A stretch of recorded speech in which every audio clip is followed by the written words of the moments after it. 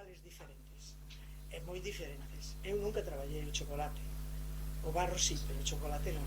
A miña en ferro, aquí me parece que hai unha en bronce, e as outras son, creo que en cerámica, non? Ou esta tamén é barro, esas bronces, estos son bronces, e este é ferro. Non se oye? No se oye, ¿no? Pues entonces Coño na man así. me siento Más cerca, así. más cerca do micrófono. Bueno, repito. Ahora sí. Vale. Ahora sí. Bueno, esta es una magnífica idea. Original, bueno, en muchos sitios hacen muñecos y cosas, sobre todo en la zona de Cataluña, sobre el chocolate en esta época, en la Pascua, ¿no? Pero esto de llevar la obra de un escultor al chocolate es una novedad. Y entonces a mí me pareció interesante la idea y acepté, claro está, y encantada además de tenerla ahí. No la comí aún, pero la voy a comer porque no está mala. Es decir, que la tengo desde octubre, ¿no? Fue en octubre. Desde octubre, y la guardé porque eso de comerme la escultura, no... La tengo guardada en la caja, que es una maravilla, además la caja, y entonces allí está, en la cajita. Ayer se lo dije a él y me dijo, pero hombre, si ya ves que eso se puede estropear porque va relleno. Y va relleno con productos que pueden... Digo yo, bueno, pues sí, voy a mirarla hoy, y efectivamente, no la abrí, pero tiene como un poquitito de, quiere decir, parola o algo así. Pero es igual, la voy a limpiar y nos la comemos. Porque dentro no entró oxígeno y no le pasa nada, seguro, además. Bueno, pues aquí está él para explicar cómo la hizo, cómo fue la idea, cómo surgió la idea y cómo le va con eso, porque realmente yo aquí me avisó Pepe Casabella de que estaba en el escaparate de Claudio, que yo no lo había visto porque estaba en muchas obras y no pasé por allí, y fui a verla y bueno, estaban magníficas todas las esculturas allí con las cajas, y como yo soy de Coruña me pusieron la foto mía también. Entonces, bueno, fue una alegría al verla. Cuando me llamaron, me dijiste tú eso, me fui corriendo y dije, ¡ay, qué bien verme ahí en el escaparate para comerme! Claro, pero no a mí, sino a la escultura. Y no sé, después no estaba ya, fui a preguntar y dice, no sé, no está, mira, pero no me explicaron más. No sé, supongo que las habrán entendido. Bueno, ya está presentado, él os va a hablar ahora de todo el proceso, de cómo surgieron las cosas, y bueno, y aquí está Miguel Ángel, que le costó mucho trabajo, creo, hacer algunas, sobre todo esta, sí, porque es muy estrecha y está rellena. Vale, bueno, muchas gracias. Bueno, pois moitas gracias, Soledad, pola introducción e polas palabras, non? Tamén gracias á Academia por darme esta oportunidade de expresarme aquí. Como ben falades, eu son un reposteiro, como tal, cando xurdiu esta iniciativa a partir de Soledad, empecé a preguntar cal era a razón por la que eu podía estar aquí falando e contándolle algo a alguén neste escenario, non? Que se supón que é o lugar onde se protexe as artes e a beleza, non? Que non é pouca cousa. Enseguida me viñeron, a ver, vou intentar facer un percorrido polo que somos, non? Polo que somos como empresa, como obradoiro artesanal, e cal penso eu que foi o percorrido que nos trouxe hasta aquí. Non, entón, ao mellor vou dar un poquinho unha volta, pero agardo que se sea interesante para vos, non? Entón, como vos decía, cando pensei en que o que nos trouxe hasta aquí, a mí, o meu irmão, sobre todo, que somos os que seguimos no obradoiro, enseguida me veo a idea da miña nai, non, que dende sempre, e o seu amor polo traballo, non? Unha frase que sempre nos decía que era facer as cousas ben. Facer as cousas ben implicaba tomarse o tempo preciso para chegar ao resultado necesario. Eso hoxe en día, o tema dos tempos tende a mirarse moito porque hai cousas que senón non serían rentables, non? Pero a nos de alguna maneira inculcounos eso, e isto é un dos motivos tamén por que facemos isto, non? E por outro lado, o noso pai, que tiña unha mirada un pouco curiosa, era mecánico, era torneiro, soldador, que lembro moito de Soledad, que gustame moito que fai tamén por ese vínculo, porque vexo determinadas paralelismos o que facía él, non? El largallou toda a maquinaria precisa para pôr en marcha o obradoiro, non? Dende o forno, a máquina, a plancha para facer as obleas, unha pequena máquina que nos axudaba no proceso de pelar a améndoa, e era unha persoa con moito ingenio, non? Eu penso que de aí nos quedou un poquinho unha mirada tamén un pouco curiosa, non? Entón, cando nos anos 71 decidiron abrir este obrador, eles sempre tuveron en conta que había que protexer digamos, eles iban a empezar a facer unha repostería que se leva facendo desde facía moitos anos. Sabían que, ademais de que fose unha fonte de ingresos para nós, para a familia, éramos 6 irmãos, tenían claro que había que protexer ese legado, non? E transmitir a idea de que había que poñer en valor, non? Entón, eu para explicaros isto voume centrar nun produto que se fai en Allariz, que é moi curioso, que seguramente algúns coñezades, pero outros non. Vos vou ir explicando un pouco ese porqué, non? Bueno, creo que pasei, vamos a ir a poucos.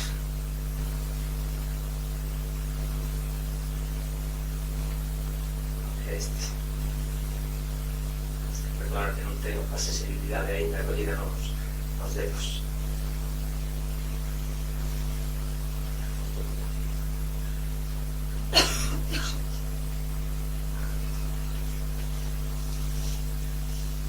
Bueno, este doce que vos falo, xa na enciclopedia Amador no ano 1845 falaba o que vedes aí, non? De que estas confiterías trabajaban continuamente toda clase de dulces, en especialidad almendras bañadas e anises de mucho aprecio, non?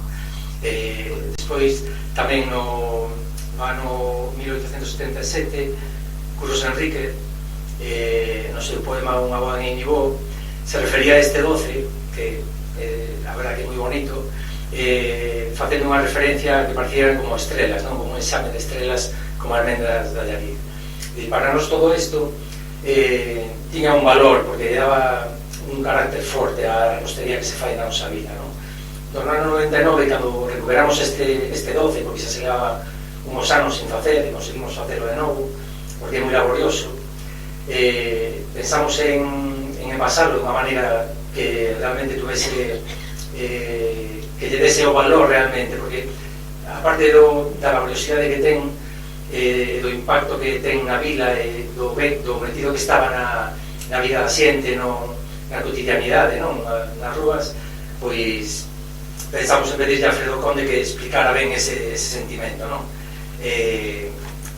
Fíxonos un pergamiño para poñer nese envase explicando un pouco isto. Se me permitides, vou a ler un pouco dese texto, non? Para que vexades non vou ler todo porque é un poquinho longo, pero si hai unhas partes que para que captedes un poquinho o interés deste 12, dice. En ocasións así, o aire era de claridade inmensa e alba, apairada o aire no río, facíao tamén na cima do castelo, e mesmo circulaba máis tarde, tan só un pouco máis tarde, polas rúas adiante, alertando a xente, convocando a expectación do prodixio apenas iniciado. Neses momentos, primeiros da mañá, ao ver as portas das casas, os braseiros prendidos con carqueixas iniciaban o rito do fume que ascendía, silente e velaíño, levando con el o quentor das cortes vilegas, os arrecendos dos leitos recén abandonados e se acaso as primeiras sonrisas dos rapaces. Todo era tranquilo, sereno e tamén fermoso. En días así, comezaba a recender o lume das carqueixas, cos que logo as amendoeiras iniciarían os seus ritos. Neles, as amendoas, é dicir, as mantolas místicas, xuntas co azúcar remoído, mesturadas coa auga manantía, levadas en espirais orixinarias e a instancias do doce quentor das mans das mulleres que hora tras hora cariñarían todo aquelo, remexendo con parsimonia ancestral e non se sabe que segredos chegados dende o fondo gris do tempo, chegados polo río ou polo aire, chegados dende a nobre xudería lá en riba, dende o seu castelo, todo elo, remese que remese, aquel rito habería concluir a fin do día no arpado de 12 soño das amendoas de pico. Aquela sarabia doce, aquel dulzor grainzo blanco, aquel dulzor mitigado polos picos de xeito que dozura e brancura tanta non te entoleceran por causa da tersura que agachaba. Bueno, isto é un pequeno trozo dese deste texto que nos escribiu, e eu creo que isto é un pouco representativo de todo que creo que lle di para diante aquí sin querer, de moitas de cal foi un poquinho o inicio de por que quixemos ir por aí. Nos sabíamos que teníamos que proteger o que facíamos como legado, sabemos que é parte da cultura da vila, gustanos pensar que tamén apoiándonos nela pois lle damos como máis forza, non? Aparte de que nos consideramos como parte desa cultura, non? Bueno, estaba aquí e a ver se sigo agora. Entón a partir de aí empezamos a facer tamén outro tipo de elaboracións, non? Xa vistes agora, porque se pasaron varias diapositivas, pensamos en facer unha flecha de chocolate co Día dos Namorados, pensamos que engadirlle un poema en forma de mensaxe atado na flecha, ¿no? Que na primeira ocasión, aparte contamos con Yolanda Castaño, iba a ser unha boa idea, ¿no? Bueno, a partir daquel ano, todos os anos, contamos cun poeta ou unha poetisa diferente, se convirte xa casi nun clásico, non? Todos os anos é unha flecha cun poema de amor, bueno, é outro concepto máis, non? Vou vos enseñar así varias situacións nas que facemos así, non? O Día das Letras Galegas, para adelante e para atrás.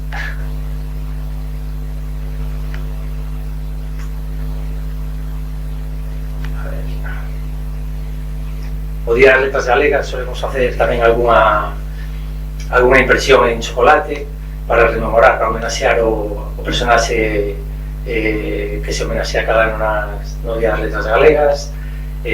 Aquí fixemos presentando un libro dos Larteiros de Tomás Alonso, do programa de televisión de Galicia. Mentras eles presentaban o libro, nos fixemos un retrato en chocolate. Aquí podedes ver unha tira cómica de Pinto e Chinto que fixemos para o Día do Pai, para agasallar cunha gravata tamén de chocolate. Isto é para o Día da Nai, a tentación de Eva, unha empanada de mazá, un doce exquisito. Agasallábamos unha reproducción dun grabado de Xavier Varela, tamén un alaricano, pintor alaricano, que aparte é amigo. Ata que chegou un día a Cisco Manzano, que ofrecéndonos casi a modo de reto facer unhas cabeciñas que facía el en barro, e que nos decía que nas inauguracións das exposicións el pode puñar a entrada, non era así, Cisco. Bueno, nos a verdade que, bueno, dixemos, vamos a intentarlo, a ver que sale. O resultado foi tan impactante tamén para nós, non? Era tal a calidade do detalle na reproducción que, bueno, ahora que quedamos fascinados tamén. Ahora cada certo tempo ele nos pide para nos encantados de facerlas con esa mesma finalidade, non? E iso abrirnos un pouco un camiño que era diferente, non? Porque antes o outro era un pouco meter algo de cultura, de literatura, de poesía nun produto de repostería, e algo que te acompañaba, non? E te reforzaba, pero neste caso xa é a propia obra de arte facela en chocolate, ou facer tú esa réplica en chocolate, non? Para nós eso foi un pouco un paso máis alá, non? E sempre pensamos que eso tiña moito recorrido, non? Isto debeu pasar xa fai 10 ou 15 anos, xa vedes que nos non vamos rápido. Entón empezamos a profundizar por aí, sempre coa colaboración inestimable e imprescindible de Acisclo. Entón, a continuación fixemos neste caso un turrón de café con doce de leite, tamén a partir dunha escultura dele, dunha peza de barro, que aquí ides ver. Isto é digamos, xa unha foto máis de cerca. Estamos a falar de 5 centímetros de ancho, pero o nivel de nitidez que se acada con este tipo de moldes que facemos, que son de silicona alimentaria, que vos explicarei despois, a nos parecíanos fascinante. Bueno, seguimos facendo por aí. Apareceu despois esta medalla da Fundación Vicente Risco, con retrato de Risco, que tamén fixera Cisco Manzano.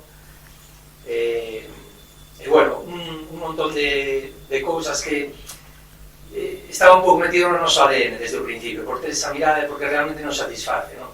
Nos decidimos nun momento determinado dedicarnos a este oficio que nos enseñou a nosa nai, pero sempre o vimos tamén como algo que era unha forma de expresarnos, non? Facer estas cousas permítenos tamén expresarnos algo, decir algo máis alá que o simple feito de ir a unha confitería, comprar algo, comer o que che digan que está riquísimo, que non é pouca cousa, tamén hai que decir. Bueno, un pouco que era como se titulaba este apartado, non? É dicir, para nós a repostería en sí é cultura, non? Pero sabemos que acompañado da cultura, da literatura, das artes plásticas, pois sabemos que gana un punto máis alá e, bueno, a nosa intención é seguir explorando por aí, non? Sobre todo coa colaboración destes escultores que, bueno, a verdad que non teño máis palabras de agradecemento porque foron moi generosos con nós. Ahora queríamos falar un poquinho do chocolate como material que falábamos aí afora. Está claro que o chocolate é un alimento que no momento en que o probas eu non coñezo a nadie que diga é dicir, parece que nos alegra un poquinho a vida, non?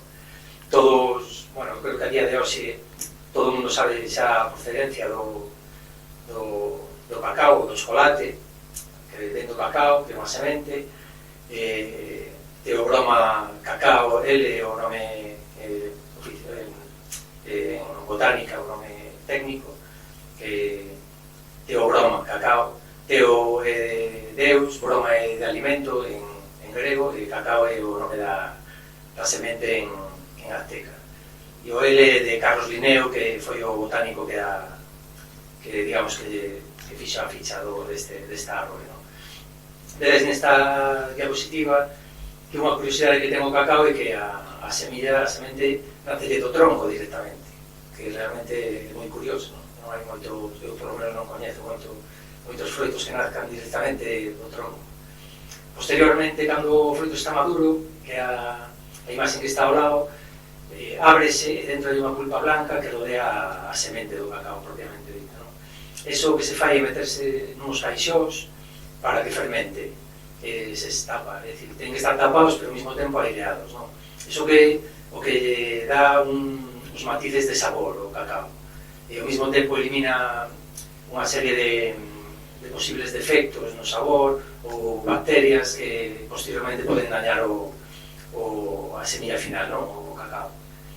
Despois dese proceso que se fai é secarse, o sol, é mellor facelo ao sol, posteriormente se tuesta, o que se fai é que aí se ve na imaxe na dereita, despois do tostado de quitarle a cascarilla, que é iso que hai nese, que é así un poquinho como máis rugosa, e a semente do cacao que fai, antigamente se facía no metate, imagino que moitos tedes visto ou sabedes que é unha especie de pedra con un balén e con un rodillo de pedra, e aí é onde se facía da semilla do cacao, facíase a pasta, non?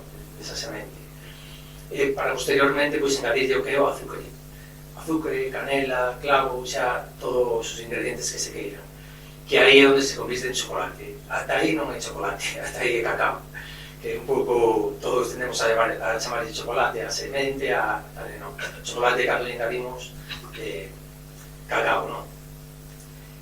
O que vos falaba antes, vos ensinar algunhas cousas que se fan con chocolate e que a nos tamén nos apasiona, non? Porque é un material, dito así, material moi versátil e que ten unhas cualidades dándolle temperaturas, dándolle tempos, dándolle cambios bruscos que bueno, son moi interesantes, non? Entón vos explicar algún dos que se utilizan en repostería e algún que non se utiliza pero que podría se utilizar en algún momento, non? Si sobre un pastel congelado, non? Pistoleamos cobertura de chocolate fundida, o que xeramos ser unha especie de terciopelo, é dicir, é un matiz mate por fora que é moi bonito, non? Pode xerar as cores que queiras, non? Chocolate negro con leite, branco con color, é moi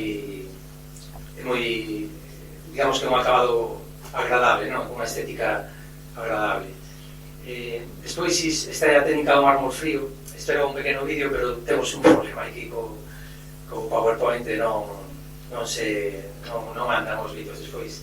Ao final sí que porei o máis grande fora do PowerPoint, pero a técnica do mármol frío é unha pedra que está congelada e tú cando botas o chocolate o estiras, cortas unha peza, e durante un tempo ese chocolate tes a capacidade de moldear o camao, de collelo e retorcelo como tú queiras e facer a forma que tú queiras. É dicir, é un proceso que hai que facer de maneira rápida, pero que dá, en pastelería seguro que tedes visto moitas veces. Hai pasteles que están rodeados por unha faixa de chocolate con unhas formas así un poquinho raras, ¿no? Esta é chaman ya a técnica do mármol frío. A ver si que tengo aí. Este é o proceso que se está vendo. Estírase, cortase unha peza e, como veredes, hai un momento nese proceso de cristalización do chocolate que tú eres capaz de collelo. Aí se vai ver así, eres capaz de doblalo e de adaptarlo un pouco á forma que ti queiras, ¿no? Facer un gorro, podes facer, neste caso, sí, ese pastel chaman de saco, porque como se fixeras un saco por fora. Exactamente.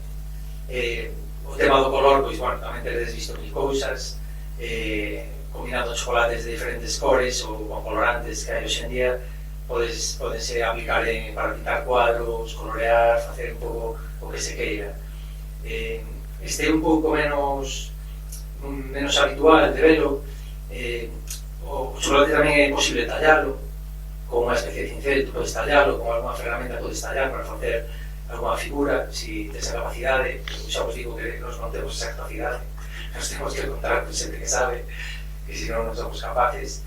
Pero outras das facetas que ten é que si o trituras, si o metes nunha especie de robot de cociña, o que consigues facer unha especie de arcilla, si que o podes traballar como barro tamén, como se fose barro tal cual, e vas adendo e ao final, porque tamén aportas un poquinho de calor. Despois co tempo, cando vai enfriando, volve a cristalizar e colle a dureza do chocolate, pero durante bastante tempo tú eres capaz de moldearlo, e é tamén moi interesante para facer figuras, ¿no?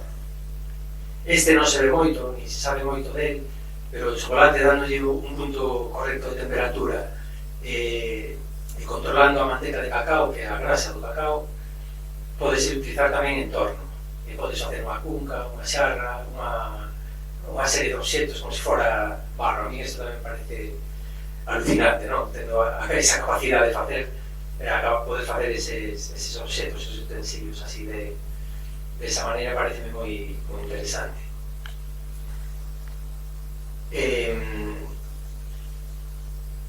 Dándolle tamén a temperatura correcta. Cando falamos de temperaturas en chocolate, bueno, imagino que a maioría sabredes que o chocolate, para utilizarlo, normalmente se atempera. O atemperado é un proceso no que se quenta o chocolate hasta 45 grados aproximadamente, e despois sobre unha mesa o enfrías o máis rápido posibles para chegar a entre 29 e 31,5 32 grados, o chocolate negro. Cando fundes a esa temperatura e faz ese cambio, que chega a ser uns cristales que ao final son os que llevan a dar o brillo o chocolate. Cando vemos un chocolate moi brillante é porque está ben atemperado, por norma, non? Despois o chocolate moitas veces, se está mal atemperado, ponse blanco por fora, que non deixa de ser máis que a manteca de cacao que sale hacia fora, non ten maior non é que este malo. Realmente o chocolate non é moi difícil, pode ponerse rancio, pero non se pone malo en sí, non? E estas, pois, bueno, podes utilizar tamén sobre un sello de metal frío, congelado. Podes botar un poquinho de chocolate e utilizarlo como lacre, e marcar unha letra ou marcar un pequeno texto. Podes utilizar con stamping, é dicir, un sello de caucho, e marcar e decorar unha figura. É dicir, realmente un material que ten unhas cualidades e ten unha versatilidade increíble. Falábamos antes tamén de que é torneable, é dicir, tú podes mecanizalo, tú podes poñer unha peza de chocolate nun torno e podes ir facendo unhas muescas para enroscalo, para facer figuras que despois podas encaixar. Entón, pues, bueno, para xente que é creativa, o chocolate realmente é fascinante, non? É un produto que sí que é moi interesante, e a nos tamén por eso nos gusta, non? Bueno, ahora xa pasando a, non sei se vos estou aburrindo moito, porque estou unha parte un poquinho a mellor técnica. A mí me resultaba curioso, por eso quixen tamén transmitírvola, pero vamos falar do que nos trae aquí, que realmente é de legato, non? deste proxecto, que é un proxecto que realmente nace de todo o que vimos anteriormente, que tamén por iso quixen poñer, non? É un percorrido que nos leva a ir probando con diferentes combinacións ata de decir, vamos a contar algo máis, non? E vamos a xerar un concepto, unha idea, que ademais de facer as figuras, unhas figuras de unhas obras de arte, unhas esculturas, vamos darlle un contido cunha mensaxe, non? E esa foi a primeira parte de Legatum, pensar en cal era o mensaxe que íbamos a darlle, non? A esta colección. Entón, inicialmente pensamos en facer 5 sentidos, pois a vista, o oído, tal, e antes de, posteriormente, falar cos escultores para que fixeran isto, non? Tuvemos varias ideas, non? Pensamos en facer unha colección de temas máis inmateriales, non? Pois, un pouco como o Camiño de Santiago, focalizalos hacia algún sitio concreto, non? Tuvemos tamén a intención de facer a mellor 5 lendas diferentes, non? A Santa Compaña, lendas que hai ao longo de ancho de Galicia, e tamén facer ese mismo proceso, pero realmente ao final, cando apareceu, despois de darlle moitas voltas, o concepto das edades, das diferentes edades na vida dunha persoa, non? Ese concepto clásico do nacemento, a nenez, a adolescencia, a madurez e a vellez, pareceu-nos un percorrido e unha idea moi redonda. Unha porque o noso traballo é o noso modo de vida, non? Este obradoiro montouse cando eu nacín. Eu lembro-me de, con 7 anos, metido no obrador, e despois seguimos, entón, digamos que é o percorrido por toda unha vida, non? E abarca todas as edades, non? Desde o nacemento, a nenez e a cada unha delas, non cheguei a algún ainda, pero bueno, non me quedan moitos tampouco.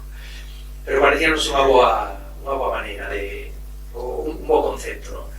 Entón, a continuación o que tínhamos é que falar cos escultores. Aí, pois, o que decía Soledad antes, non? Falamos primeiro con Acisclo e con Arturo Andrade. Arturo Andrade é outro dos que fai estas figuras, que é alaricano, era moi cercano a nós tamén, usábamos moito a obra que facía. E entre Acisclo, o primeiro que fomos a ver foi Acisclo, e curiosamente estaba o fillo, que cando viu o que estábamos propoñendo, dixo, pois, eu, si queres, estaría encantado de facer unha obra tamén. Non, foi así de curioso, e aparte chegamos á conclusión, ou eles mesmos ofreceron a facer ese xogo de Acisclo facer o nacemento como pai e o fillo facer a vellez, non? Como o fillo facer ese xogo intercalando as edades, non?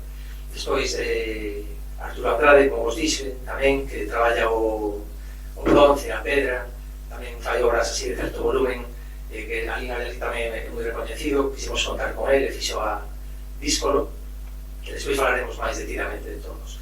Pensamos en Xosé Cid, falaron de Xosé Cid, Acisclo Manzano e Arturo tamén falou de Soledad Penalta para contar con ela. Entón, realmente foi o proceso de chegarnos a eles, hai algúns que coñecían xa o que estábamos facendo con estas obras de Acisclo, e outros houve que explicarlle un poquinho máis de cerca, que a verdade que as caras ao principio eran un pouco raras. Eu lembro de falar con Soledad que costaba yo mellor visualizar, non? O que facíamos hasta que chegamos a ese punto en que a vivo, que creo que, bueno, foi satisfactorio o que lle ensinamos, non? Pero bueno, a vez tíamos o concepto e tíamos os escultores. Outra das partes para nós máis laboriosa foi a dos moldes, non? Que aí onde tamén vos quero falar un poquinho deste proceso, que é o que teño aquí. Os moldes, non sabíamos algo de facer isto, pero Arturo Andrade, que o era Ricardo, eu tiña cerco, pues, bueno, ofrecerse un pouco a ensinarme un poquinho cal era o proceso para facer este tipo de moldes, que é complexo. É dicir, por qué? Porque estamos a falar sobre todo dun produto alimentario, e entón o que ten que estar en contacto co produto é unha silicona alimentaria. Entón, primeiro había que facer esta pequena lámina de silicona que fora un poquinho flexible para poder desmoldar de maneira correcta, ¿no? E posteriormente, bueno, nun proceso que seguro que hai moitos de aquí que saben como se fai, pois facer esta parte xa máis rígida que suxetara esa silicona, ¿no? a min nos chegamos a facer 3 moldes de cada. Nos, maiormente eu, me pasaba 6 de semana, sabe a miña muller, metido no garaxe, facendo todo este proceso con plastelina. Primeiro, bueno, pues explico-vos así rapidamente. O que fase facer as partes que queres facer do molde, neste caso, que Odisea son 2 partes, entón, focalizas primeiro, apoias nunha parte de barro, falle por encima, tapas con a capa fina de plastelina, que é o que vai a ser a silicona, e despois volves tapar con barro por arriba. Daslle a volta, quitas o barro, volves a poñer a plastelina, volves a poñer o barro, volves a dar a volta, xa quitas o barro. É dicir, é un proceso moi... O barro ese, quero lembrar que xa te valía como soporte. Non, minto, quito o barro, botábamos a resina, despois que a resina xa quitabas e enchías por último a silicona. Bueno, é un proceso realmente complicado, que tampouco quero aquí, porque sí que significa pararme máis, non? Pero bueno, o resultado este, bueno, isto levou uns meses facelo, desde que saliu o concepto, desde que eles conseguiron facer xa a figura, estuvemos no noso poder, pasaron meses, porque desde que falamos con vos, eu creo que mínimo 2 anos e medio, creo que pasaron ata que saliu a colección. Bueno, unha vez, mentras estábamos facendo todos os moldes, o que facíamos era probar xa desde o punto de vista técnico os tempos e temperaturas que íbamos a necesitar para facer as figuras.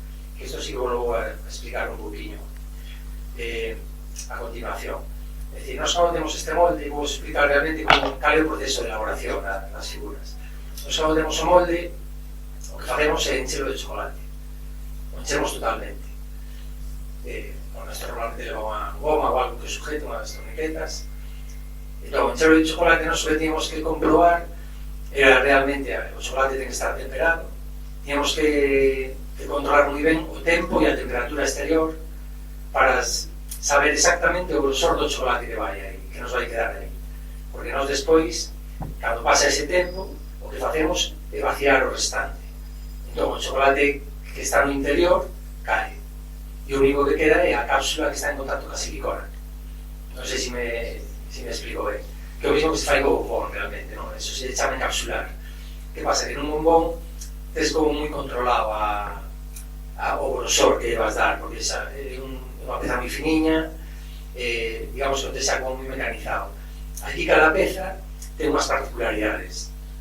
Entón, por exemplo, esta de díscola que está ao medio, esa que de barro, esa zona circular ou as cabezas é onde máis tarda, o primeiro chega o chocolate é onde máis tarda en vaciar. Entón, o vaciarlo tiña que quedar luego, porque hai que rellenarlo. É dicir, entón, hubo moita prova, error, hasta que cada figura ten uns tempos e unhas temperaturas, non? É unha fórmula na que tú equilibras ese tempo e esa temperatura. Porque se te pasas, o que vai pasar é que non vas dar enchido a peza, porque a peza vai estar totalmente atorada co chocolate e non vai pasar o relleno, non? E se o faz moi pouco tempo, o que vai pasar é que a cápsula de chocolate é moi fina e iso vai romper cando desmoldes. Que a nada que o toques, porque o relleno é máis débil normalmente que o chocolate, non?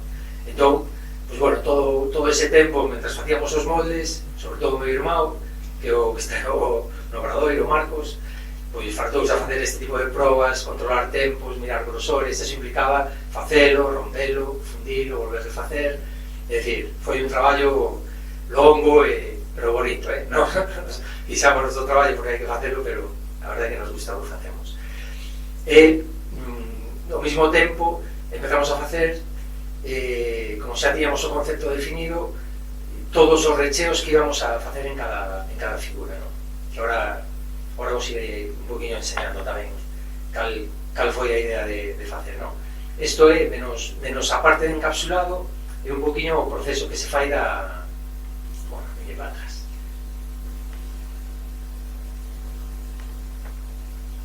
Aquí vemos o proceso de temperado. Vale, isto para que vexades, realmente isto que estades vendo aí é un recheo, non é o chocolate de fora, pero bueno, tiñamos esta imaxe e dixemos, vamos metela igual, xa vedes que é moi fluido, un pouco fluido demais.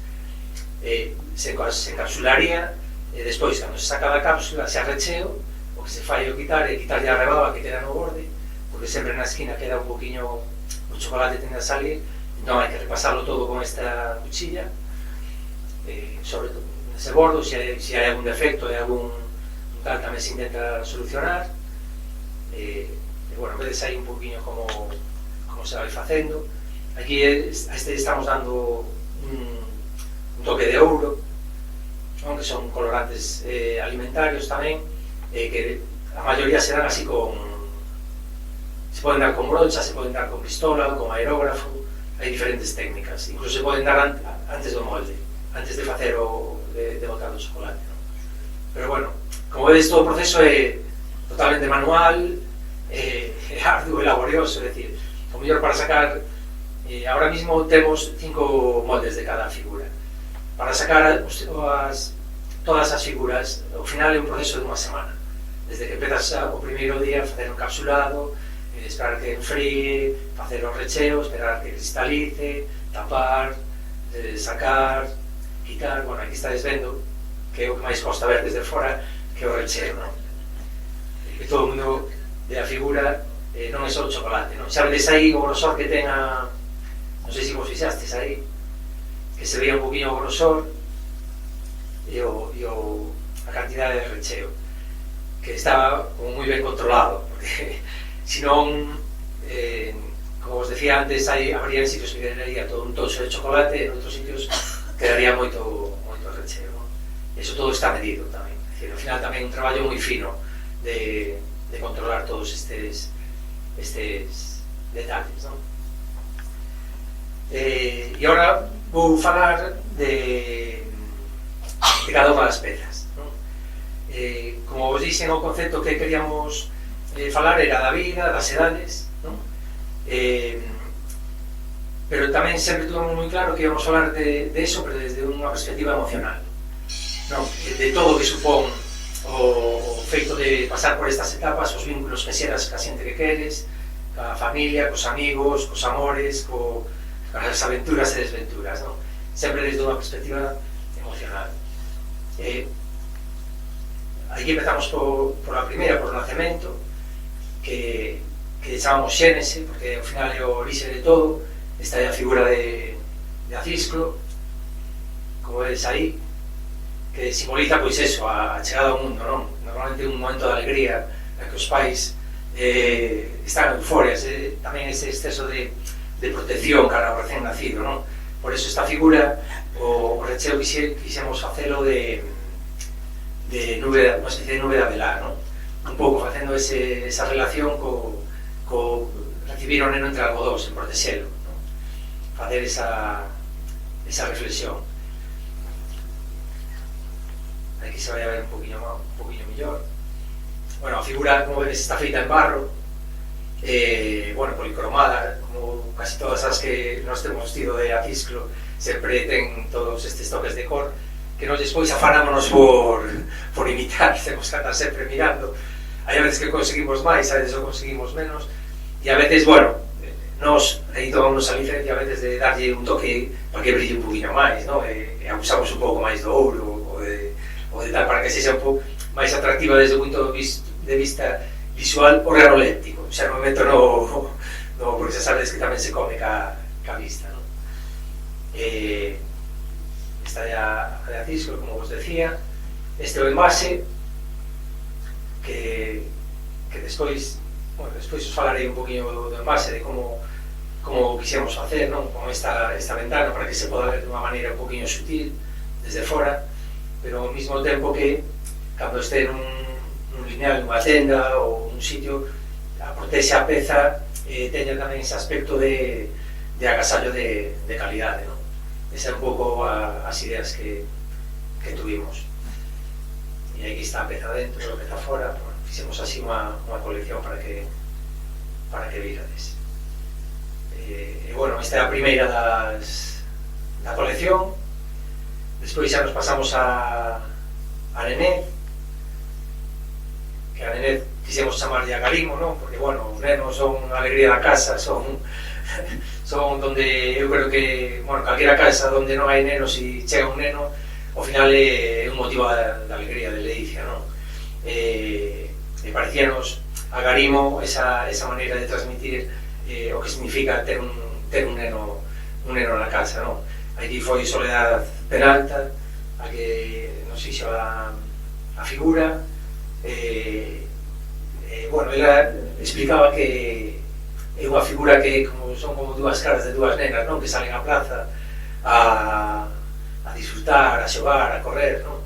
E tamén aquí fixemos un xogo, ou intentamos facer ao longo das figuras, vale? Un xogo cas cores, non? Elegimos o rosa, non é algo de xénero, non vai por aí, máis porque sí que pensamos que o mundo cor de rosa, non?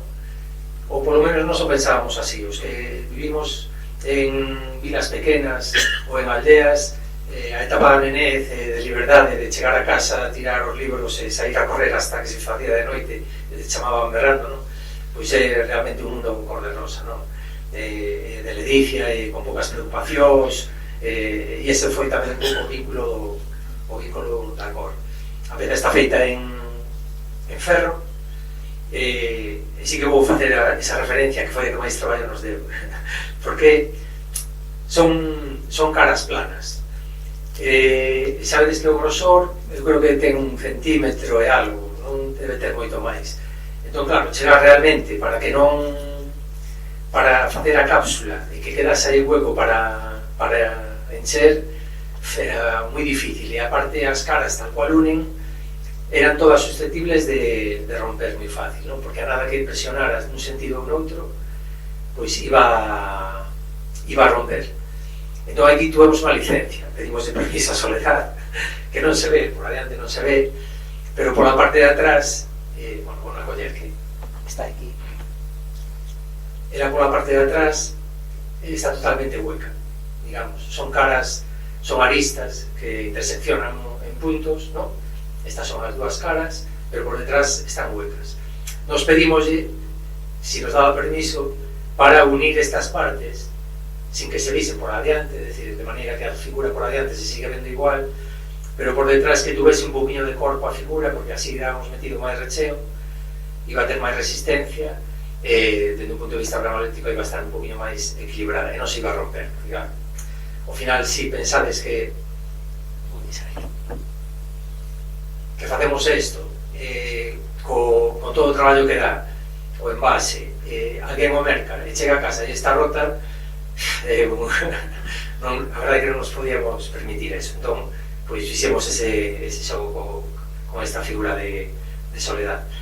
Tamén teño que decir que o resto das figuras as fixemos con dúas partes, non? Teñen unha parte de adiante e unha parte de atrás, non? Por exemplo, a Cisclo tamén ten unha parte de arriba e unha parte de abaixo, que a parte está moi ben porque se ve en todas, se ve a firma do escultor, está escondida e que este por a parte de atrás, a figura está feita en todos os sentidos. Sin embargo, a de Soledad tuvemos que facer 3, porque ten un molde por adiante, un molde por detrás e un molde por abaixo.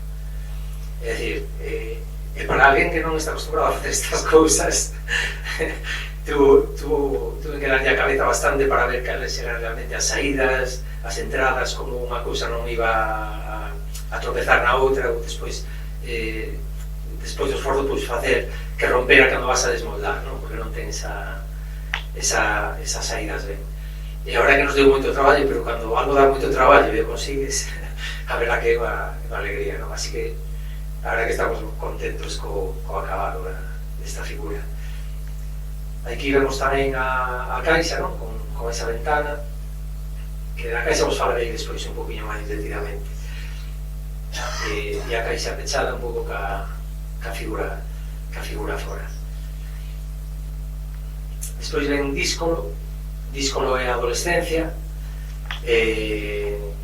tamén fixemos ese xogo con esa etapa da vida na que de inconformismo, de rebeldía, de experimentación, na que todos estamos así un pouco alterados, non? Sexa por lo que sexa, estamos recoñecéndonos, marcándonos, soñando un mundo un pouco montaña rusa, non?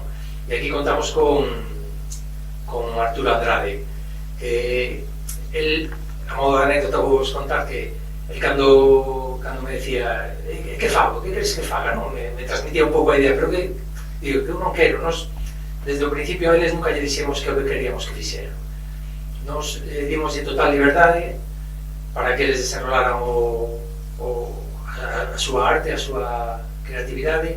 O único que especificamos foi o volumen, porque claro, tiñan que ter todas máis ou menos un volumen parecido, porque unha non podía ser enorme, unha pequeniña. Entón falamos de volumen, de unhas dimensións en todos os sentidos que non excederan de un punto, ca idea de facer solo un estuche,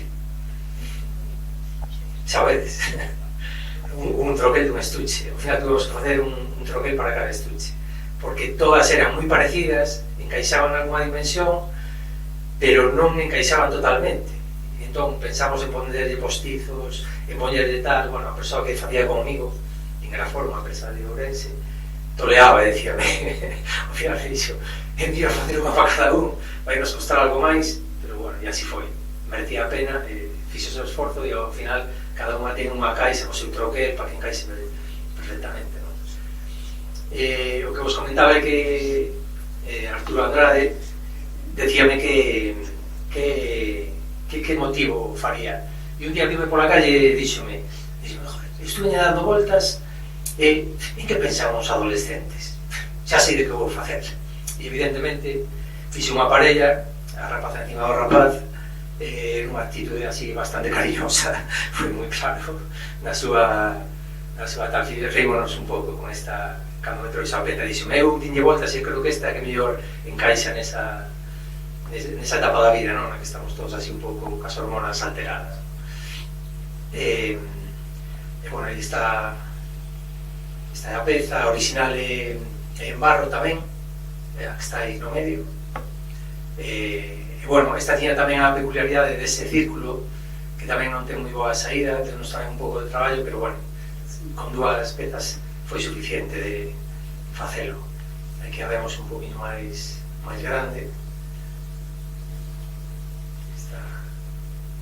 Despois, como vedes, que buscamos no acabado, en primeiro lugar, que se parezca o máis posible a original, pero despois, por exemplo, non la deu así, en cor barro, e tamén falamos con ele e dixemos, que che parece se a matizamos un pouco, bueno, para que brille un poquinho máis, non?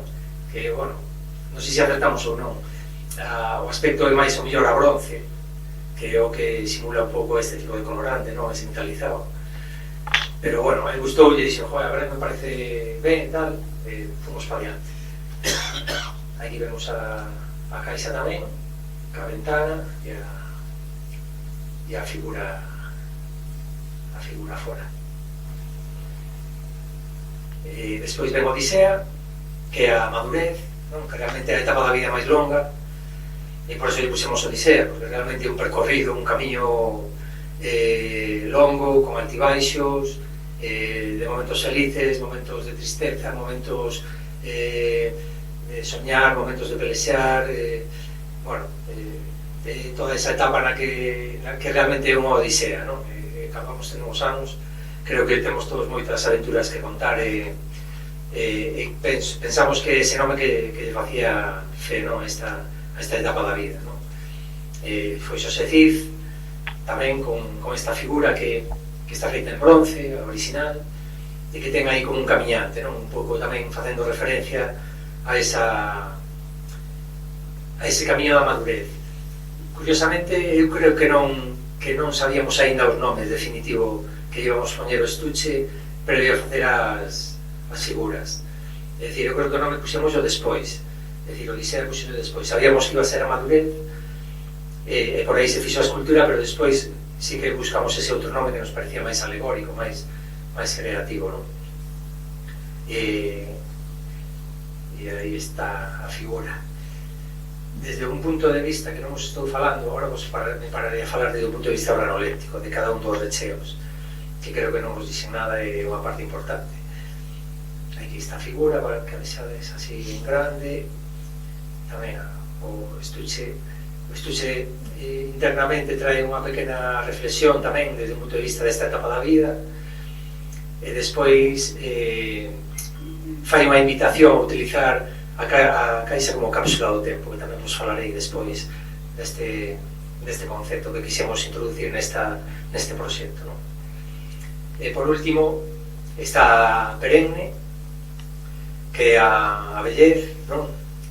Que fixo, como vos decía, a Cisclo Novo, non? Ese xogo aí con a Cisclo, con a nenez, e bueno, fixo esta especie, el explicábame que é como un vaso e a sabiduría, non? Un pouco dentro do vaso, é como beber do vaso da sabiduría e nutrirnos por dentro, porque realmente a vellez, esa etapa da vida onde tú xa tes toda a perspectiva que tes que ter sobre a vida, tes xa esa templanza, tes o coñecemento, e bueno, ao final estás rodeando os teus, e eres un pouco como un tótem, non? Que tamén falaba Cisclo Novo un pouco desa idea de tótem.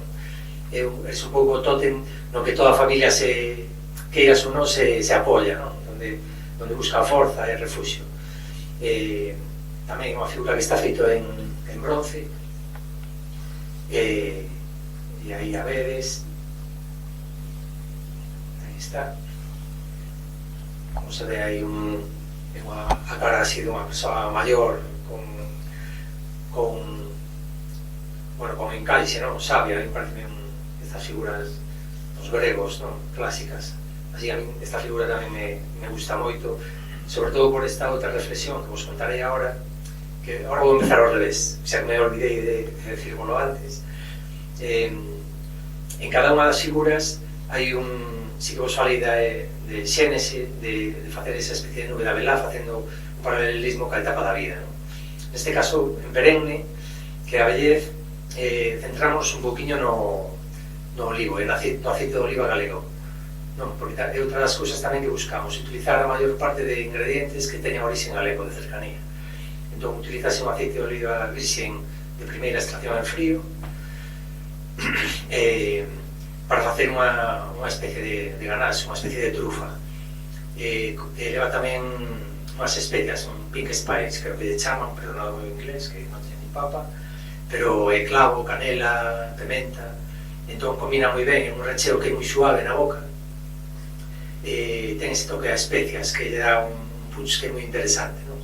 Pero nesta figura gustounos moito esa referencia co olivo, non? Con esos árboles centenarios arraigados na terra, non? Que xa se desenrolaron, que teñen as ramas abertas, os froitos, e un pouco ese paralelismo, non? Ca vellez, non? Co abuelo na casa, ou abuela, que son realmente esas fontes de sabiduría e de calma, non? E vai un poquinho por aí. E incluso as cores que estades vendo, tamén se intentou facer esa referencia ao ingrediente ou a etapa da vida, non? Así como Xénesis se pensou no azul, polo recén nacido, que o azul é unha das cores así que máis nos levan a ese momento. Pois neste caso o aceite de oliva referido a ese aceite de oliva, o verde aceite de oliva, pois fomos un poquinho por aí, non?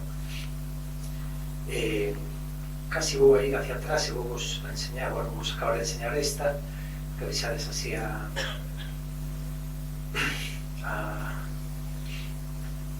figura fora do envase de dentro.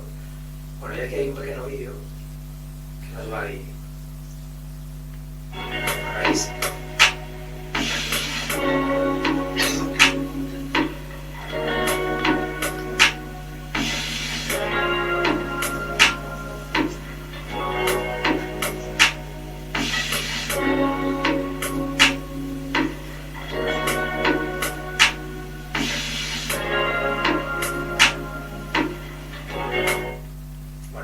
Fixemos para redes, e que, bueno, cando decidimos vir aquí, pues, pensamos que era unha boa, porque para enfatizar un poquinho tamén o tema dos ingredientes, non? O que falamos tamén antes de entrar das bonas de Pascua, non? Fase moitas figuras en chocolate, pero isto realmente, aparte de que parte de unha escultura que fase en chocolate, pero está recheo, non? Cada recheo tamén busca tamén un discurso con todo o proxecto, con todos os conceptos que queremos. Falamos do aceite de oliva por ese aspecto por ese tema dos árboles, non? Dos árboles centenarios e arraigados. En No caso de Odisea, que a madurez, pensamos en algo que tuvera un poquinho máis de punch, por decirlo de unha maneira, e pensamos na castaña, na naranxa e no ron. No, entón, o recheo é tamén unha trufa con estes ingredientes que ten ese toque, bueno, alcohólico, un pouco alcohólico que, bueno, se supón que xa temos uns anos, pois o tema do chupito, o magosto, pensábamos, tuvemos varias ideas que nos levaban nese camiño, non? E parecíamos unha boa idea facer este recheo. Como xa vos digo, despois de facer moitas probas, moitas error, hasta chegar a aquela que nos parecía correcta. No caso de díscolo, como volvemos a falar desa etapa da vida así, na que estamos algo alporizados, pois pensamos en froitas tropicais. Tamén fixemos unha trufa blanca con mango e maracuyá, é dicir, con froitas tropicales, tamén buscando esa relación. No caso de Agarimo, de Soledad, con ese mundo cor de rosa do que falábamos antes, o que utilizamos é unha cobertura de chocolate que chaman rubí, que ten unha tonalidade rosácea, que ten un sabor afruitado tamén. E nos ademais engadimos frambuesa, que tamén é de orixe galego, para reforzar aínda ese sabor a froita, non? A froita fresca que nos levaba tamén a ese mundo con esa relación mundo cor de rosa, non? E como os falei antes, a de Xénese, quixemos facer esa referencia hacia a nube da Velá, que inicialmente, aquí tamén vou a ser sincero con vos, estamos poucos, nadie se vai enterar. Inicialmente era unha nube pura e dura, unha nube como as que se compran nos quioscos, era unha nube dese estilo da Velá, exquisita. O problema que ten a elaboración da nube faixa a partir dun merengue, e entón para manipulala o tempo que hai entre que se fai e se dosifica ten que ser moi rápido, porque digamos que colle corpo moi pronto e entón non a dábamos metido ben por todos os recovecos para que chegase a todas as partes da figura. Entón esa nube, ao final fomosla levando hacia unha llandulla de Abelá, os que non sepades, é unha mestura de chocolate con leite e abelá tostada triturada, unha pasta de abelá, que tamén é exquisita. Pero bueno, nos quixemos seguir facendo esa referencia a nube de abelá, que era o que queríamos facer, non? E bueno, desde o punto de vista organoléptico, isto é o que vos teño que decir. Trouxemos uns bombos aí que eu a ver, tedes que probar e estamos abertos aquí a crítica e a mellora por parte de todos. Si queredes ao final, pois os daremos a probar. Despois quería comentarvos, ainda que xa fun falando logo de todo este, bueno, de toda esta charla, que non sei se me estou estendendo moito un pouco, porque non teño nin reloj ni nada, me deixei levar. Pensamos, vistes que salen en moitos casos este tipo de, non sei se o vedes, este tipo de líneas, non? Así como pensamos que as cores tiñan que ter unha referencia con cada etapa da vida, referido a etapa da vida ao sabor, non? Xogamos internamente e externamente coas cores para levarnos esas dúas cousas, non? Pensamos que tamén, facendo referencia ao paso da vida, xogar cos anéis dos árboles, non? Entón, no caso de un recén nacido, pois vai acompañado, como vedes, non sei se o vedes desde aí, con moi pouquiñas liñas, que realmente é como se cortaras un árbol pequeno, e realmente como ten poucos anos, ten poucos anéis internamente, non? E facer ese xogo estético na parte de fora ao longo de cada etapa, non? Pois Agarimo xa ten algunhas liñas máis, Díscolo algunhas máis, Odisea algunhas máis, por último Perenne é as que ten o maior número de liñas, facendo tamén ese camiño de ir embellecendo, de ir botando ternos encima, e sabiduría tamén encima, non? Ao final. E isto, desde o punto de vista do packaging, tamén vos quería comentar que unha das cousas que máis nos costou é chegar a ese equilibrio entre poder ver a figura, non? E que haxe unha ventana na que tú podas ver, porque se non ves realmente tú estás tapando máis bonito si estás facendo unha obra que vai quedar totalmente tapada e nos pensamos que se tiña que ver, non? Por iso fixemos esta opción de que a ver se dou aberto unha, eu creo que sí, no momento que quitas a faixa, pois aquí van dúas cubetas, vou vos explicar un poquinho. Desta maneira podes ver a figura sin tocala, é dicir, a figura está totalmente protegida. O que fixemos é facer dúas cubetas, unha cubeta por abaixo e unha por arriba, que a vou abrir para que vexades que non me podo aguantar, porque isto tamén foi un traballo de moito intercambio de... Bueno, se queredes... Bueno, a ver se me achego aquí, a ver se obedece aquí, se me acerco aquí. Escoitades, menos? Sí. Claro, son dúas cubetas, son iguales, na parte de abaixo vai outra, que non leva plástico, todo é de cartón, é totalmente reciclable, e o plástico tamén é procedencia reciclable, que é outra das finalidades que tuvemos, de facerlo todo fora sostible, o máis sostible posible. Entón, estas dúas cubetas, digamos que armaban xa de por sí unha caixa. Fixémoslle despois unha faixa exterior, esta lámina, que a cubría para darlle un poquinho de corte. Entón, desta maneira pode estar no, digamos, nun expositor.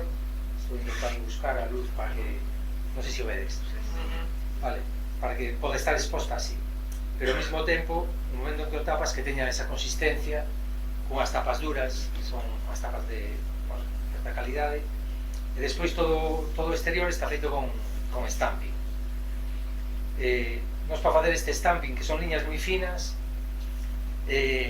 deu-nos moitísimo traballo, foi un dos motivos tamén por que nos retrasamos ao final, pero o proceso de xerar o pacaín pasou por 3 empresas, desde unha moi manual que pegou o papel co stamping ao cartón, a alguna que se dedica explícitamente a facer este tipo de stamping, porque a ser líneas moi finas, o presionar tendía a levantarse. Entón, pues, bueno, vou facer moitas probas, moitos procesos hasta que quedara ben. Realmente, aí hai un traballo que tamén é moi importante, ¿no? E por último, xa creo do que teño así para explicarvos é o concepto da cápsula do tempo, que a nos tamén nos gusta moito. Como pensamos en facer un envase deste estilo, evidentemente o produto hai que comelo, non se pode guardar porque se estropea, e o envase pois queda valeiro. Dixemos, isto non se pode tirar, non nos podemos desfacer, é sostible, pode ser reciclar 100%, separando a lámina plástica ao plástico e o resto a papel, totalmente reciclable, pero pensamos que había que dar un concepto máis a maiores, non? E facer, invitamos de varias maneiras a facer unha cápsula do tempo con esta caixa, non? Entón, aquí traemos un exemplo nesta diapositiva, que Xénese é a primeira, e, bueno, a nos parece unha das máis fermosas, ainda que no vídeo ides ver a de perenne, tamén se ve un poquinho o concepto un poquinho máis escueto, pero tamén se ve. É dicir, nós pensamos que este produto, esta figura situlla agasallas a uns pais que acaban de ter un fillo, non? Que consumen a figura un día celebrando o nacemento ca familia, e que despois eses pais teñen a iniciativa de mellor ao cabo dun ano meter dentro desa caixa unha serie de obxectos, non? Que son importantes para o neno desde a súa perspectiva, non? Nos aí puxemos ese osiño realmente é como unha mantiña na que se dan os nenos para que durman, non? Que se pos na cara e que se quedan así medios dormidos. Hai un pouco escondido que non se ve un patiño de goma, hai unha foto dando os primeiros pasos, e hai unha carta escrita dos pais ao fillo, non? Nos pensamos que eso, metido na caixa, pechado, e que abrindo o pasar o tempo, non? Cando teña 10, 15, 18 anos, parecíanos redondear todo o proxecto, non? Porque falamos da vida sempre desde ese punto de vista emocional, non? Das relacións humanas, das relacións que ao final nos moven. E isto sabe moi ben a xente que ten un achaque en algún momento determinado, que pensa as cousas de outra maneira e deixamos moito de lado o material e te focalizas máis nesas cousas importantes que a xente que tes ao lado, non? Non facer isto era como pechar o círculo de unha maneira perfecta, non? E isto se invita a facer, mesmo na página web Legatum, que está dentro da página de Finagre, hai unha aplicación na que tú podes escribir unha carta e que te chegue 5 anos despois a dirección de correo que tú queiras. É dicir, podes facer ese xogo tamén desde esa perspectiva virtual, se non queres meter a carta aquí. E, bueno, un pouco invítase a eso. Bueno, ten moitas, digamos, moitas aristas, non? Porque tú podes regalar aos pais, pero podes regalar a un neno que cumple 8 anos, para que se escriba unha carta a si mesmo cando teña 15. Bueno, hai infinitude de posibilidades neste sentido. Bueno, nada máis, por último vou deixar con un vídeo que fixemos para promocionar este produto, este proxecto, máis ben, máis que produto, que tamén ten unha característica que prioriza a parte emocional unha vez máis, non? Entón, bueno, eu espero que vos guste. Eu despois non sei se me queredes facer alguma pregunta, non sei se me facei moito, se vos aburrí. A verdad que eu non teño moita experiencia en facer este tipo de presentacións, pero bueno, espero que vos agradase e vos deixo aí co vídeo, vale? A ver se...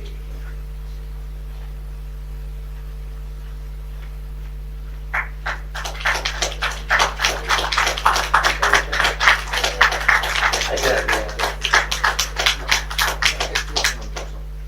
Ah, seguro non penso.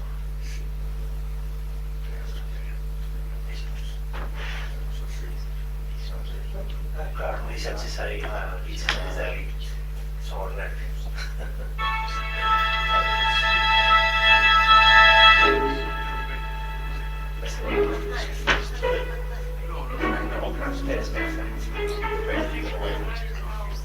Así que hay que minimizar, ¿no?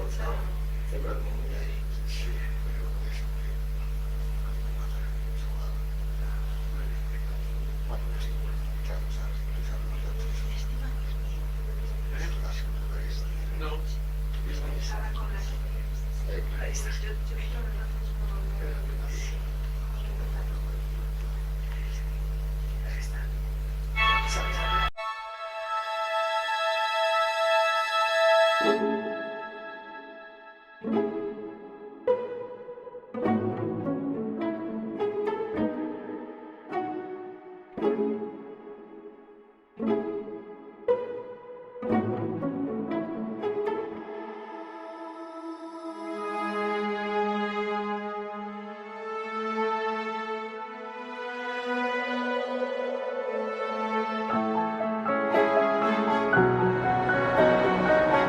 O mundo está a cambiar. Os sentimentos e lembranzas perden valor fronte ao material. Co afán de expresar sentimentos e emocións, 5 dos mellores escultores da nosa terra crearon 5 esculturas. Acisclo Manzano, da terra e o lume, crea Xénese, que representa a orixe de todos nós. Soledad Penalta, do ferro e a forxa, imaxina Agarimo, que representa a fortaleza da protección que lles ofrecemos ás crianzas. Arturo Andrade, do barro, xera Díscolo, que aglutina a inconformidade e a curiosidade dos adolescentes. Xosé Cid, da aleación do cobre e o estaño, idea Odisea, que recolle as emocións e ilusións na búsqueda da felicidade na madurez. Acisclo Novo, do bronce, crea Perenne, que representa a sabedoría da vellez e a pegada que deixaremos sempre naqueles que amamos. Obras únicas e con carácter, que inamovibles admiraremos co paso do tempo. E cando todo parecía estar rematado,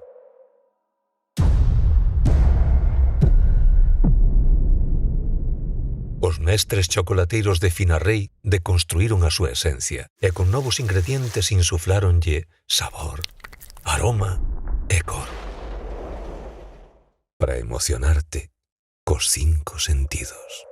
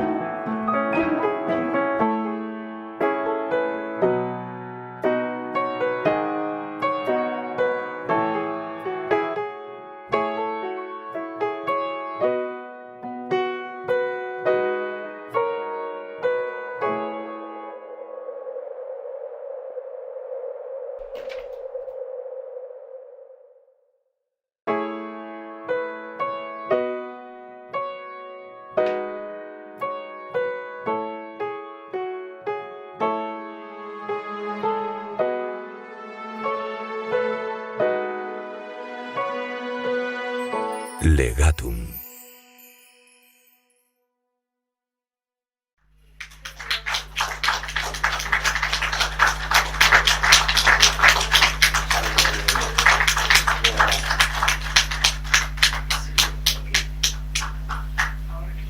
Y esto es lo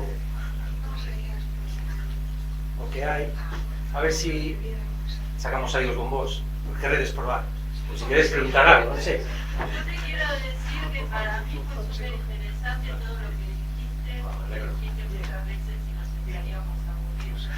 Ya no me murió. Me parece súper interesante cómo llevaron un concepto a fondo, un concepto afectivo, o sea, el trabajo artístico de desarrollar un concepto que no están pensando en el marketing, sino al revés, ¿no? Como todo lo que surge a partir de llevar a fondo un concepto y como una mirada ética de la vida, y cómo eso lo plasmaron en cada detalle, ¿no? O sea, hasta el relleno, las letras, ya digo, desde lo más exterior de la caja hasta lo más interior de cada obra. Realmente me parece un trabajo creativo y artístico súper interesante, y me siento muy agradecida de que nos hayan participado de esa manera de Pues gracias por las palabras. A verdade é que eu, xa sabes, Soledad, cando me ofreceu aí que eu non estou moi acostumbrado a facer estas cousas.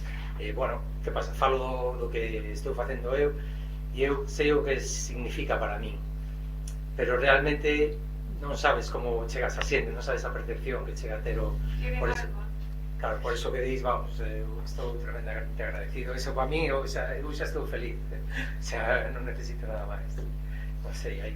Ahora, vos, bueno, encantoume a idea de esa trinidad de unir a alimentación do corpo, a alimentación da mente e o arte, as tres cousas. Entonces, eu queria saber un pouco como hai tantos sabores de chocolate. O sea, me imagino que aparte dos anexos que levan e todo eso, tamén incluirá a forma de fabricación. Sí. Si existe todavía o chocolate español en diferencia co chocolate europeo. E despois, para vos, que é unha trufa en chocolate? Que vai trufa. Bueno, aí vas a temas técnicos. A ver se me acordo de todas.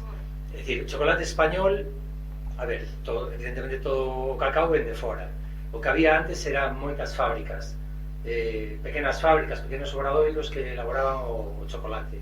Aquí en Allariz había 3 antiguamente, hoxe xa non queda ningún.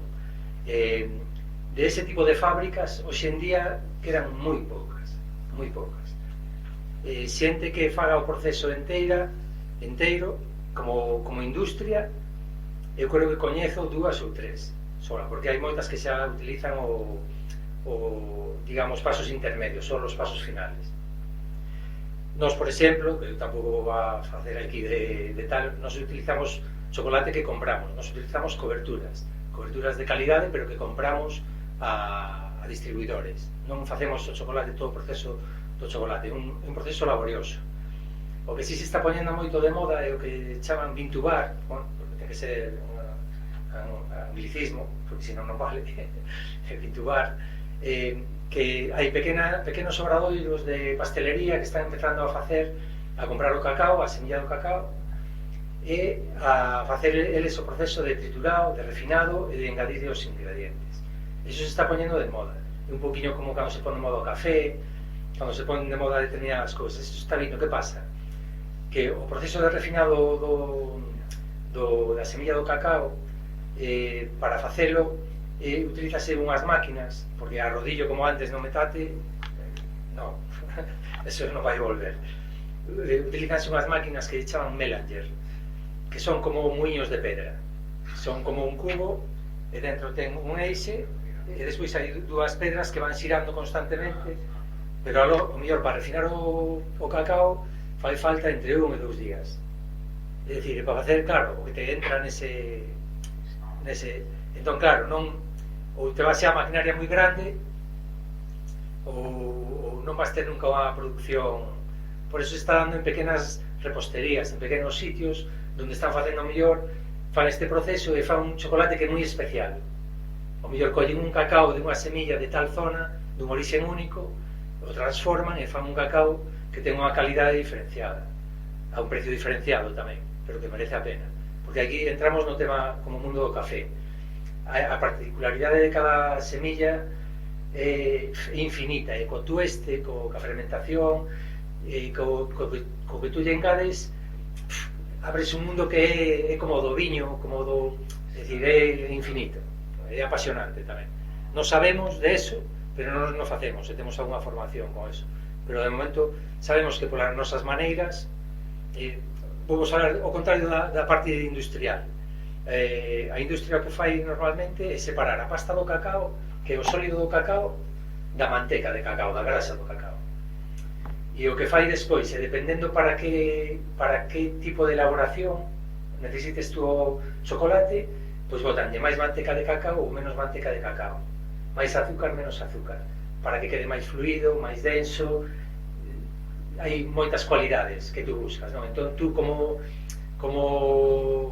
obradoiro, tú o que faz é buscar ese chocolate que ten as características que tú estás buscando. Nos, por exemplo, todos estes chocolates, o chocolate negro está todo por encima do 71%, que desde o punto, isto tampouco sabe moita xente, un chocolate por encima do 71% de cacao normalmente, técnicamente se denomina cobertura de chocolate, que son os millores chocolates. Por debaixo do 71% de chocolate. A pasar todo o mundo lle chama chocolate a todo, chamase chocolate a todo, pero normalmente no chocolate negro utilizamos coberturas. E a veces nos compramos manteca de cacao para mellorar as cualidades dese chocolate, pero aí xa entra cada obrador no que quere, o precio final e as cualidades que estás buscando, no, tal. Eso por un lado. Preguntaxesme máis cousas, pero se me enrollo. Non sei que máis cousas me preguntas. As trufas. A trufa é que ten varias maneiras. Unha trufa é unha emulsión, unha ganache. Non ten nada que ver ca... A trufa... No, nada.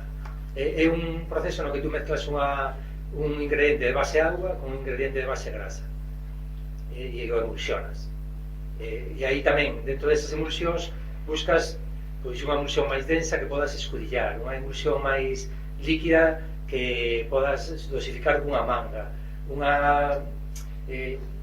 que é un mundo apasionante. Pois, por exemplo, aí tú podes facer unha emulsión que teña determinada densidade, que si tes, imagínate, unha lámina plástica con buratos, non? A botas encima, non? Retiras o resto, retiras a placa e o que te quedan son circunferencias perfectas, porque esa ganache, esa trufa, esa emulsión ten determinada densidade. E entón tú aí é o que estás buscando, utilizas ese bastar, pero son todas, chamanlle realmente en rellenos, que un pouco por onde o mellor vai son as emulsións, este tipo de emulsión tipo trufa. Despois están os pralinés, que son a base de fruto seco, e están tamén moito as yandullas, que é unha mezcla de chocolate con fruto seco, que a mí personalmente me apasiona. Xa para acabar, cando tes unha balanza en casa, non querrás comer. Cantos anos dura? Non dura anos. Nos estas figuras estamos dando 5 meses de caducidade. 5 meses. Isto, si se compra, é para comer. É que se non, é como ir a un restaurante moi bo e que te fagan unha presentación. Eu sempre poño este exemplo, que te fagan unha presentación, que estuveron 20 cociñeiros facendo todo tal, e tú dis, isto non o como, vou deixar aí para... Eu sei que neste caso é diferente, porque realmente detrás hai unha obra de arte.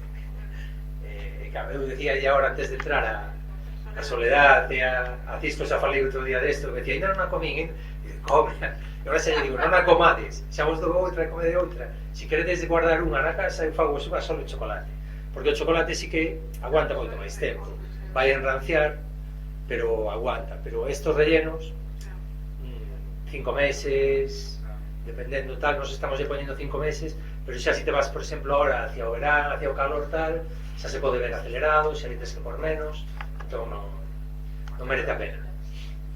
Non merece a pena. E non sei se... hai que comer. Collemos, venga, e poñémoslo. Que o podemos aí?